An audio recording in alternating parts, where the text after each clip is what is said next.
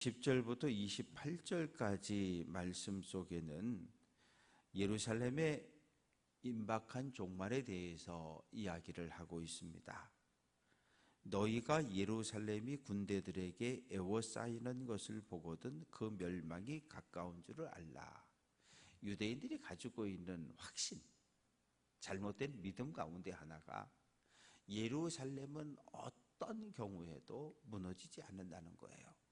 근데 그것을 주전 605년, 597년, 586년 세 차례 바벨론에 의해서 무너짐을 경험하고, 그리고 70년 포로로 잡혀갔고, 그리고 갔다가 돌아오긴 했지만 700년 긴 시간 동안 계속해서 바사 제국, 또 헬라 제국, 로마 제국의 식민 통치를 받았고, 그러다가 추후 66년에 1차 유대 독립운동이 벌어져서 많은 사람이 죽었고, 또 2차 독립운동이 추후 135년에 일어나서 또 로마 제국과 싸웠고, 그러나 결국은 로마 제국은 어떤 결정을 내리냐 하면 예루살렘의 유대인들은 살 수 없다라고 하는 결정을 내려서 유대인들은 그때부터 이방인의 생활 터전으로 바뀌어 버립니다. 얼마 동안? 엄청나게 긴 시간 동안이요. 1948년 예루살렘에 이스라엘 사람들이 모여서 나라를 세울 때까지 거의 2000년 가까운 시간 동안 유대인들은 예루살렘에 살 수 없었어요. 오늘 이제 그런 역사적인 배경을 가지고 이 말씀을 읽으면 이 말씀이 훨씬 더 마음에 다가올 수 있습니다. 주 66년 1차 유대 독립운동이 일어났고, 디도 장군이 이끄는 로마 군대가 예루살렘을 포위합니다.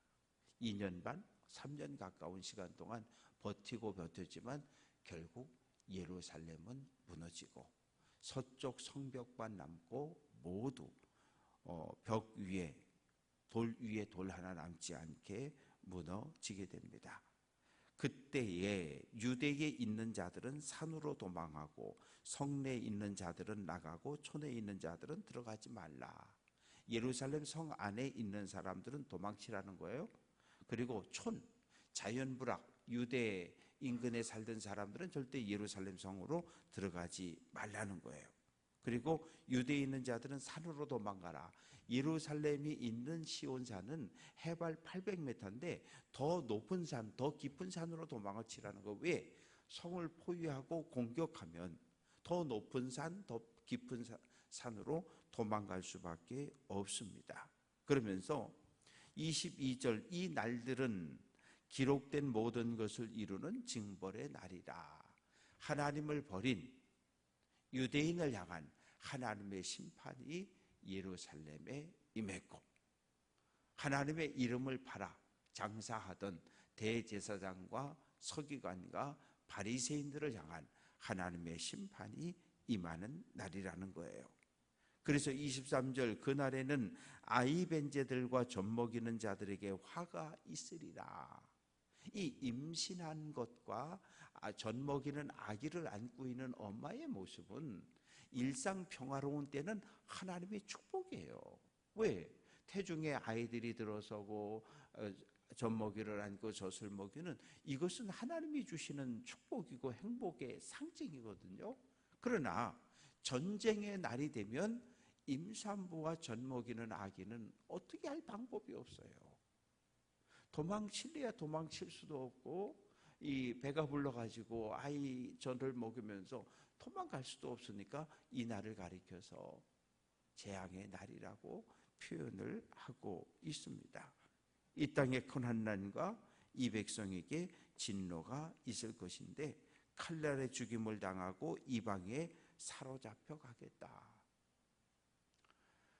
로마 제국에 의해서 공격을 당하고 예루살렘이 멸망당할 때 죽은 자들의 숫자가 수십만이었고 종으로 팔려간 자들이 9만 8천 명. 그냥 팔려간 거죠, 노예로, 종으로.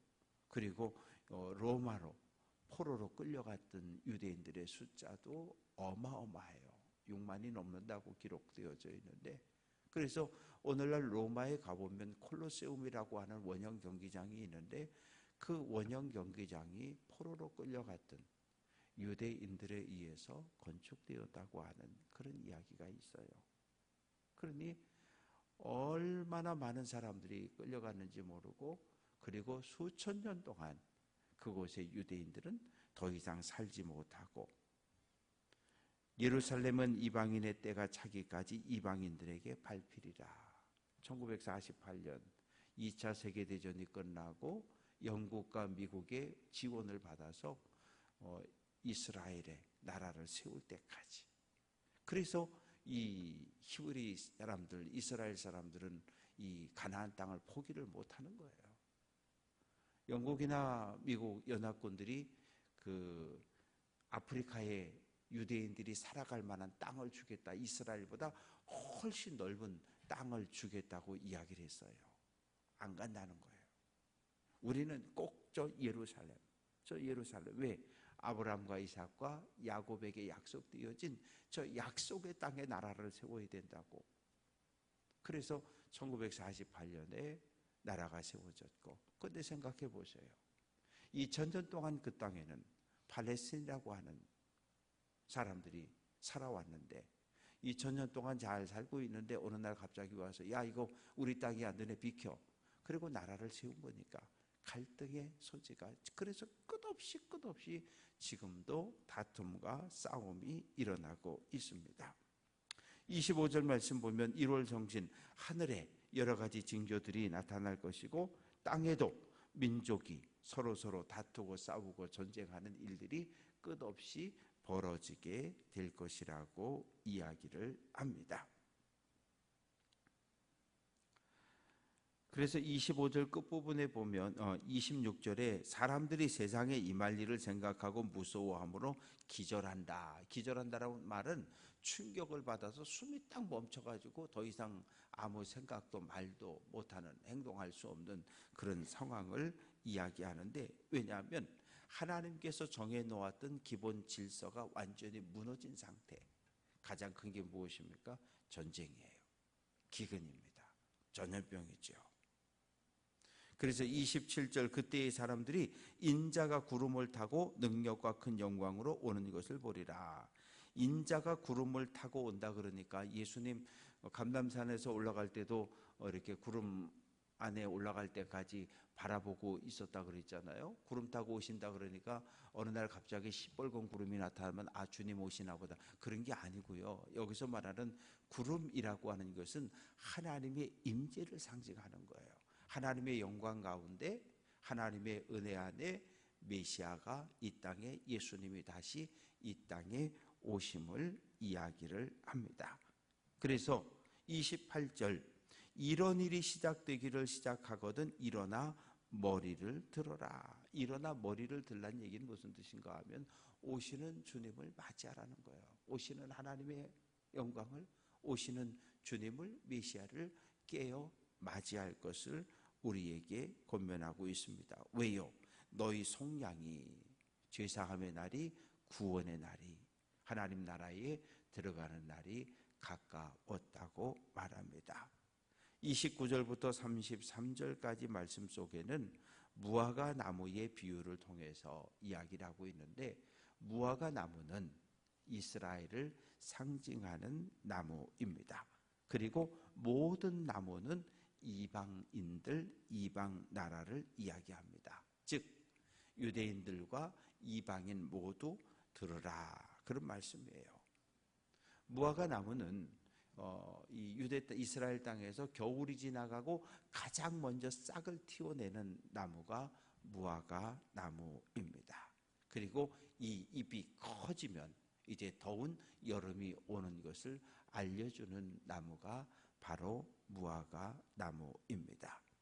그래서 일상의 삶에서 이렇게 계절의 변화를 나무를 통해서, 싹을 통해서 알 수 있는 것처럼 너희도 하늘에 또 이 땅에서 일어나는 여러 가지 징조를 보면서 그날이, 예수 재림의 날이 종말의 날이 가까웠다는 것을 너희도 깨달아 알라고 하는 거예요. 그러면서 구체적으로 32절, 내가 진실로 너희에게 말하노니 이 세대가 다 지나가기 전에, 이 세대가 다 지나가기 전에, 여기서 말하는 이 세대라고 하는 것은 누가복음이 주후 80년에 쓰여졌잖아요. 그리고 로마에서 신앙생활하는 믿음의 사람들을 위해서 쓰여졌고, 로마에 살아가고 있는 성도들은 때로 박해와 고난과 환난을 당하는 상황 속에 살아가고 있잖아요. 그러니까 고난과 고통 속에 있는 사람들에게 가장 간절한 소원이 무엇이겠어요? 주님이 얼른 오시는 거예요. 하나님의 나라가 임하는 거죠. 주님이 오셔서 우리를 구원해 주는 것을 간절히 바라고 소망을 하고 있는데, 이 세대, 한 세대가 지나가기 전에 주님이 올 것을 이야기합니다. 그러면서 천지는 없어지겠으나 내 말은, 예수님의 말씀은 없어지지 않을 것을 이야기합니다. 여기서 중요한 건 뭐냐 하면, 어제는 우리와 함께 살아있어 생활했던 사람들인데 저녁에 9시 반 시청 앞, 그냥 일상의 삶이죠. 직장 마치고 동료들과 식사하고 차 한잔 마시고 9시 반쯤이니까 이제 집으로 돌아가는 시간, 건널목을 건너가기 위해서 그냥 서 있던 것뿐이잖아요. 그런데 차량 한 대가 덮쳐서 얼마나, 그러니까 개인적인 종말이라고 하는 것은 그렇게 오는 거예요.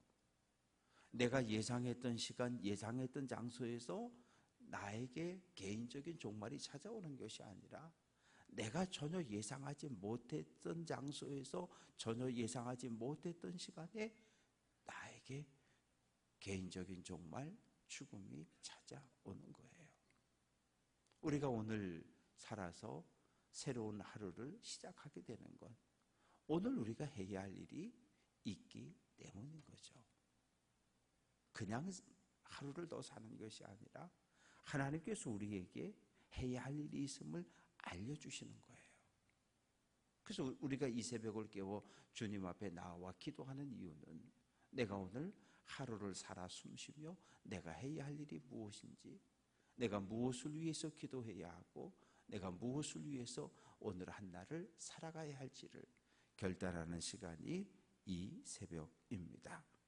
그래서 34절에서 38절까지 말씀 속에는 이제 그러면 우리들이 언제 어느 때 우리에게 개인적인 종말이 다가올지 모르는데 어떤 자세로 삶을 살아가야 할 것인가. 34절, 너희는 스스로 조심해라. 조심하라는 거예요. 그렇지 않으면 방탕함과 술취함과 생활의 염려로 마음이 둔하여지고 그날이 덫과 같이 너희에게 임하리라. 덫이라고 하는 건 새나 짐승을 잡는 덫이잖아요. 덫이 놓여져 있는 것을 알면 아무도 거기 가지 않죠. 근데 모르는 거잖아요. 함정이 있는지 올무가 있는지. 그래서 그곳을 지나가다가 덫에 걸려서 죽음을 맞이하는 것처럼. 그래서 35절, 이 날은 예수 재림의 날, 이 땅의 종말은 온 지구상에 거하는 모든 사람이 동시에 깨닫게 될 거라는 거예요. 그래서 우리에게 주어지는 교훈은 장차 올 모든 일을 능히 피하고 인자 앞에 서도록 항상 기도하고 깨어 있으라는 거예요. 오시는 주님을 맞이하고 하나님 보좌 앞에 설 수 있도록, 하나님을 예배하고 찬양할 수 있도록 항상 기도하고 깨어 있어라. 왜? 깨어 있어야 오시는 주님을 맞이할 수 있고 영접할 수 있고 예배할 수 있기 때문입니다. 그 예수님도 사도 바울도 우리에게 항상 깨어 있으라, 항상 기도할 것을 우리에게 가르치고 교훈하고 있습니다. 그리고 37절 38절 말씀 보면 예수님 낮이 되면 성전에 들어가셔서 사람들에게 가르치셨고 밤이 되면은 감난산 이 올리브 나무 많은 산에 가서 기도하시며 쉬시고 또 아침이 되면 성전에 들어오시는 일을 반복하는 것을 볼 수 있습니다. 이제 예수님은 마지막 한 주간의 인생 믿음의 길을 걸어가고 있는 거예요. 그런데 전혀 그 일상의 삶에 흔들림이 없어요. 오늘 하루 내가 해야 할 일을 하면 그뿐이에요. 내일 일을 염려하지도 않고 오늘 하루 내가 해야 할 일을 하셨던 분, 그분이 예수님. 십자가를 향해서 하루하루를 한 걸음 한 걸음 발을 내디셨던 분이 예수님입니다. 그래서 바라고 소망하는 것은 우리에게 종말이 옵니다. 개인적인 종말이 우리에게 다가올 수 있고요. 그리고 두 번째는 주님이 이 땅에 오시는 그날 이 지구 전체에 종말이 올 수도 있습니다. 개인적인 종말이든 주님이 오시는 재림의 날이든 우리가 해야 할 자세는 깨어 있는 거예요. 그냥 눈만 말똥말똥 뜨고 있는 것이 아니라 깨어 말씀을 읽고 기도하며 하나님의 뜻을 깨닫고 발견하고 실천하는 삶을 살아내는 일입니다. 바라고 소망하는 것은 오늘 한 날도 하나님의 뜻이 무엇인지를 묻고 깨닫고 우리가 해야 할 일을 묵묵히 나에게 주어진 십자가를 지고 주님의 뒤를 따라갈 수 있는 귀한 성도들 될 수 있기를 주님의 이름으로 축원합니다.